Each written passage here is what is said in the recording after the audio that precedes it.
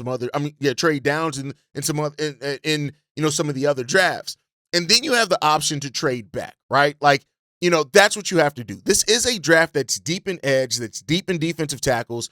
And that's why I've said before that, the Bears getting a defensive lineman or using their 2 second-round picks to draft defensive linemen shouldn't be a surprise if that ends up being what happens, because you do have, a lot of depth there at that position in this particular draft that the Bears could look to take advantage of, and that's the benefit of it. But then you have the other part of it, and that's the Bears trading back from their own pick. That's the question that happens to that. Could the Bears acquire another second-round pick to trade back some? There's 3 options I look at in this draft of teams that the Bears could trade back from.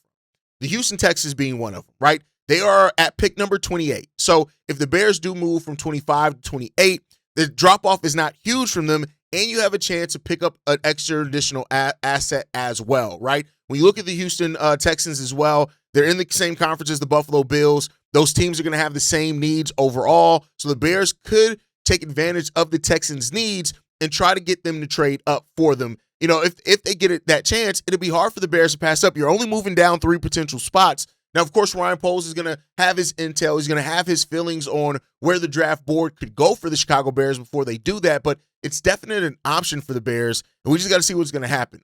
So we'll see there. But keep an eye out on the Houston Texans being one of those teams that could very well trade back with the Chicago Bears, and the Bears could pick up some additional assets to get to do that and make that happen. So we'll see, right? Now, you're only moving up 3 spots if you're the Houston Texans, so maybe it's not as much that you're getting back in that, but as we've seen with Ryan Poles, every additional asset gets used and it's beneficial. So we'll see what the Bears do.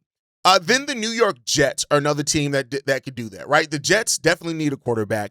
And a lot of mocks have, Alabama's Ty Simpson being available with the 25th overall pick. So could we see the New York Jets, want to target Simpson as their quarterback of the future?